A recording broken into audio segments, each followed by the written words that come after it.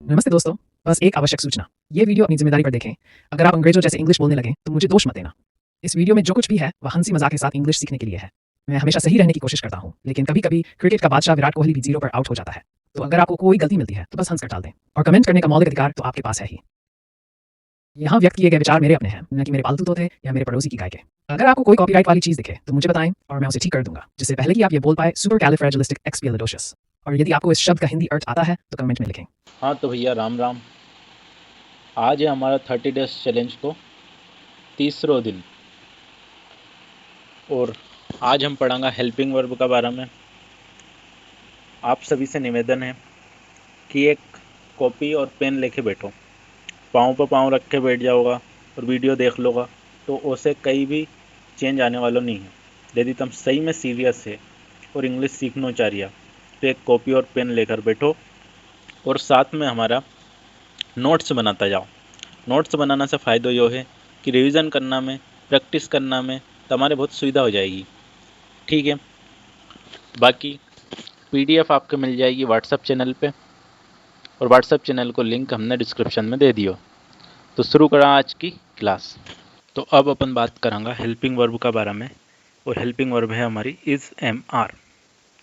ठीक है, is am are helping verb है, और इनसे मैं आपके मिलाना चाहूँ तो ज़ोरदार तालियों के साथ स्वागत करो मिस्टर इज़, मिस्टर आर और मिस्टर एम का। यह है मिस्टर एम। ठीक है, अच्छे से आप मिल लीजिए मिस्टर एम से। यह है मिस्टर इस और यह है मिस्टर आर। ये कहानी है 3 लोगों की। पहले का नाम है इस, दूसरे का नाम है आर और तीसरे का नाम है एम। तो कहानी ये है कि जो मिस्टर इज़ है ये बड़े भोले प्राणी हैं। भोले प्राणी से मतलब ये है कि ये सिर्फ एक ही व्यक्ति से दोस्ती रखते हैं। इनका पूरी दुनिया में एक ही व्यक्ति दोस्त है, उससे ज़्यादा नहीं है। यानी कि इनका दोस्त एक सिंगुलर पर्सन है। ठीक है, मिस्टर आर जो है इनकी दोस्ती यारी बहुत है। बहुत मतलब 2 या 2 से ज़्यादा। ये जब भी बात करते हैं 2 या 2 से ज़्यादा लोगों से ही बात करते हैं, और 2 या 2 से ज़्यादा लोगों के साथ ही रहते हैं। ठीक है, और ये है मिस्टर एम। ये जो मिस्टर एम है खटिया पे बैठे हुए हैं, ये अकेले रहना पसंद करते हैं, किसी के भी साथ नहीं रहना पसंद करते। ठीक है, देखो इतनी बड़ी खाट है लेकिन अकेले ही बैठे हैं उस पर, किसी को नहीं बिठाया पास में, किसी से बात करना पसंद ही नहीं है इनको। ठीक है, ये खुद में ही मस्त रहते हैं। इन 3 लोगों की कहानी है। कहानी क्या है? कहानी ये है कि ये तीनों लोग मिस्टर इज़, मिस्टर एम और मिस्टर आर, ये तीनों लोग प्रेजेंट की बात करते हैं। काय की बात करते हैं? वर्तमान समय की, कि अभी क्या चल रहा है। फसल कट रही है या बोनी हो रही है या बारिश हो रही है, जो भी काम चल रहा है वर्तमान समय में, जो भी काम चल रहा है उसके बारे में ये बात करते हैं। ठीक है, इतनी कहानी आपको समझ में आ गई होगी। तो देखिए, इसका यूज़ होता है हमेशा सिंगुलर पर्सन के साथ, एक वचन के साथ। ठीक है, जैसे ही, शी, इट, एनी नेम के साथ। एम का यूज़ हम करते हैं आई के साथ। आई मतलब मैं। मिस्टर एम अकेले रहना पसंद करते थे, मतलब खुद के साथ रहना पसंद करते हैं, मतलब आई के साथ रहना पसंद करते हैं। ठीक है, और मिस्टर आर 2 या 2 से ज़्यादा लोगों के साथ रहना पसंद करते हैं, जैसे वी, यू, दे या एनी प्लूरल नाउन, बहुवचन। ठीक है, और इसका यूज़ है, इज एम आर का यूज़ है कि जब भी काम हो रहा है, मतलब इज एम आर एक हेल्पिंग वर्ब है, और हेल्पिंग वर्ब बताती है टाइम, तो इज एम आर बताता है प्रेजेंट का टाइम, यानी वर्तमान का समय। ठीक है, यूज़ इसका क्या है? इसका यूज़ है जो भी काम हो रहा है या जो भी काम चल रहा है, अपनी मालवी भाषा में, देसी भाषा में काम हो रही है, जो भी काम हो रही है वो का बारे में ही बात करेगा। ठीक है, जैसे उदाहरण के लिए घनश्याम दा अपने खेत में काम कर रहा है, बाबूजी गांव के बच्चे को कहानी सुना रहा है, रामू चाचा अपनी दुकान चला रहा है। तो जो भी काम हो रही है वो का बारे में बात करेगा इज एम आर। ठीक है, इतनी बात आपके समझ में आ गई होगी। चलो, तो अब अपन देखा कि इस एम आर को उपयोग करा कैसे और सेंटेंस कैसे बनाया जाए। तो सेंटेंस को स्ट्रक्चर देखा। सेंटेंस को स्ट्रक्चर कुछ यूँ रहेगा कि सबसे पहले आएगा सब्जेक्ट, कहीं आएगा सब्जेक्ट,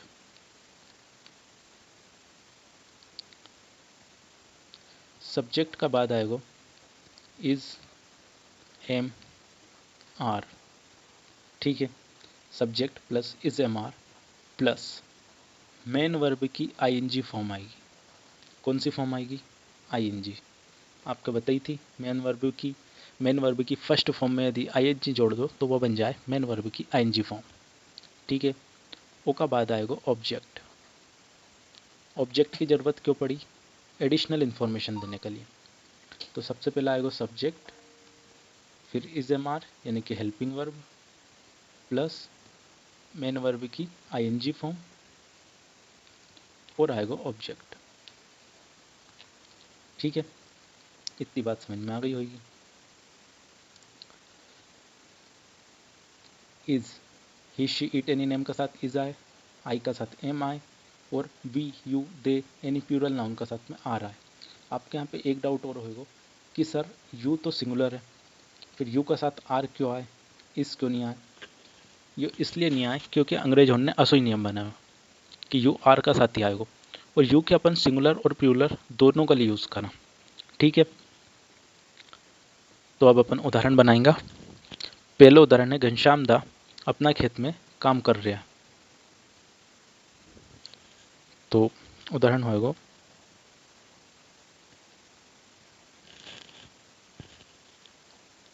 घनश्याम दा। घनश्याम दा हो गया सब्जेक्ट, ठीक है। अब घनश्याम दा एक व्यक्ति है, तो एक व्यक्ति को दोस्त कौन थो?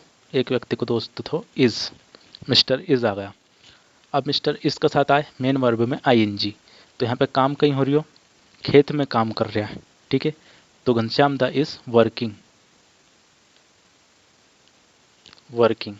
अब ऑब्जेक्ट आएगा, ऑब्जेक्ट कहीं है, खेत में काम कर रहा है, तो घनश्याम दा is working in his field, in his field.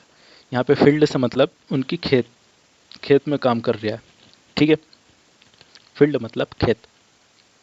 Second sentence है बाबूजी गांव के बच्चे को कहानी सुना रहा है, तो बाबूजी के लिए हम लिखेंगे grandfather, grandfather.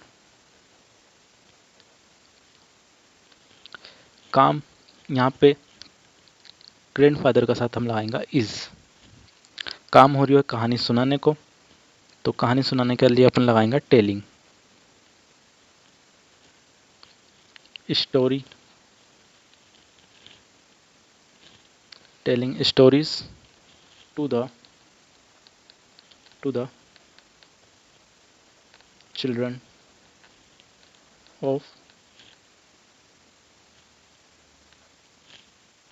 Children of village.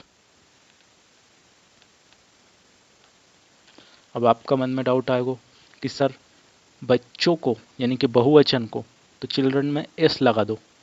नहीं लगेगा भाई साहब, क्योंकि चिल्ड्रन अपना आप में प्लूरल होया करे।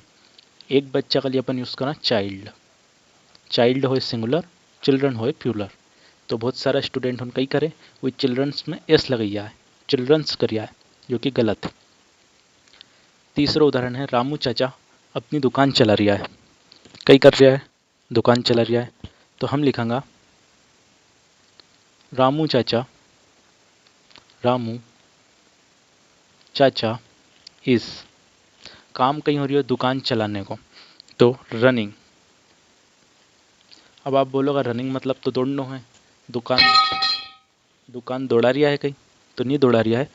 दुकान चलाना के लिए भी अपन रन मेन वर्ब यूज़ करा।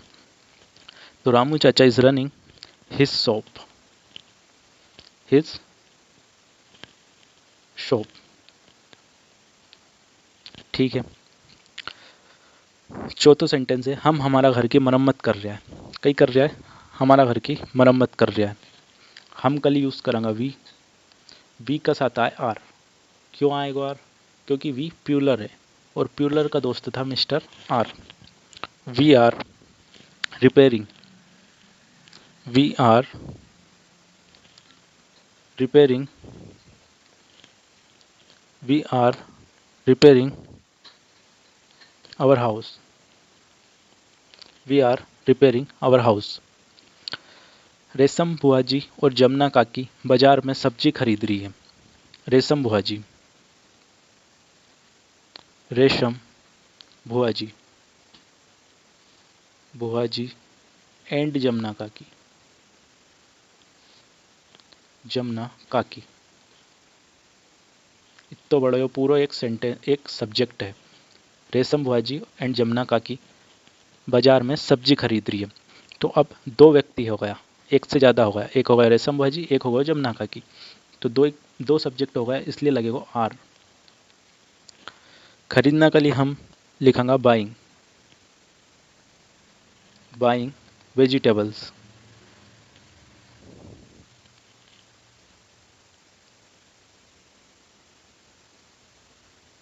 वेजिटेबल्स.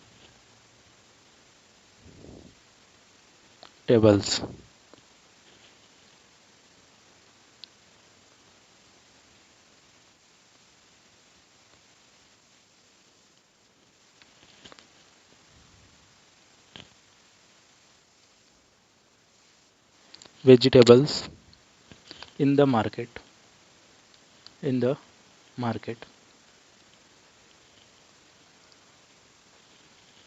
ठीक है. शिव दादा अपने पोते को पढ़ा रिया है. शिव दादा. शिव दादा is teaching. Shiv Dada is teaching. किसको पढ़ा रहे हैं?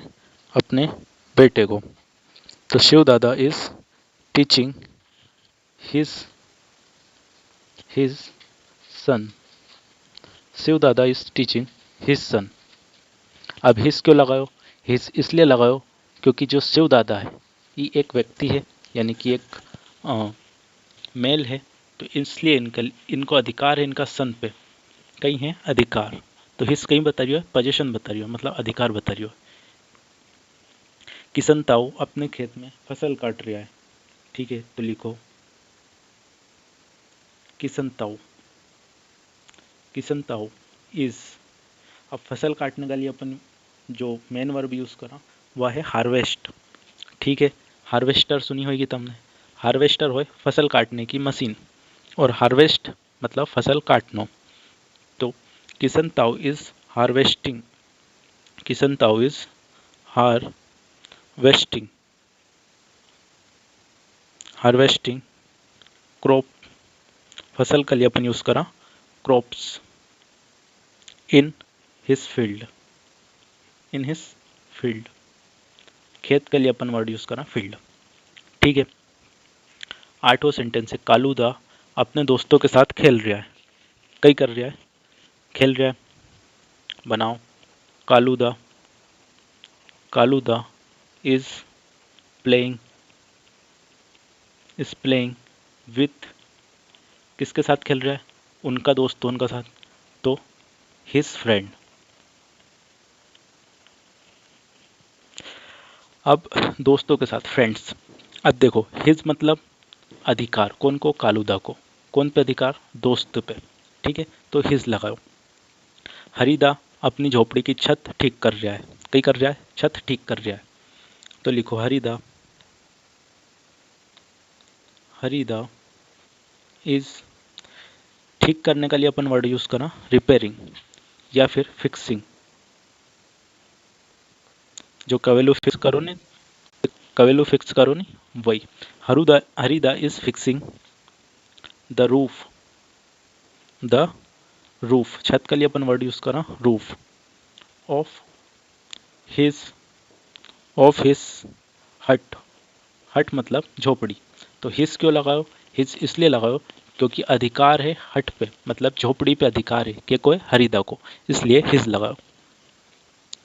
ठीक है, अब ये आंसर है, तुम चेक कर लीजिए.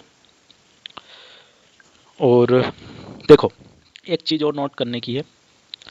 यदि तुमने ध्यान से पढ़ी होगा तो तुमने देखी होगा कि बाबूजी बाबूजी के मैंने ट्रांसफ़र करियो ग्रैंडफादर, लेकिन चाचा को ट्रांसफ़र मैंने इंग्लिश में नहीं करियो, यानी ट्रांसलेट चाचा के मैंने अंकल नहीं करियो। वैसे ही बुआजी को भी मैंने आंटी नहीं करियो, काकी को भी आंटी मैंने ट्रांसलेट नहीं करियो। क्यों नहीं करियो? तो एक को भी एक रूल है। रूल यो है कि जब कई का भी रिलेशन का बारे में बात करेंगे, रिलेशन मतलब अंकल, ताऊ, काकी, मौसी, जब भी रिलेशन की बात करेंगे और रिलेशन अकेलो आयो, जैसे यहाँ पे आयो तो बाऊजी, दादाजी, तो हमने ग्रैंडफादर ओ को इंग्लिश में ट्रांसलेट कर दियो। लेकिन जब भी रिलेशन नाम का साथ आएगा, जैसे रामू चाचा, तो रामू अंकल लिखने की ज़रूरत नहीं है, रामू चाचा आप इंग्लिश में सीधा बोल सको, क्योंकि रिलेशन आयो है उनका नाम का साथ। ठीक है, नाम का साथ रिलेशन आयो तो क्या असको से हिंदी में आप लिख सको। ऐसे ही रेशम बुआजी, नाम का साथ रिलेशन आयो है तो बुआजी लिख सको, रेशम आंटी लिखने की ज़रूरत नहीं है। ऐसे ही शिव दादा, ऐसे ही किशन ताऊ। ठीक है, तो आज के लिए बस इतना ही।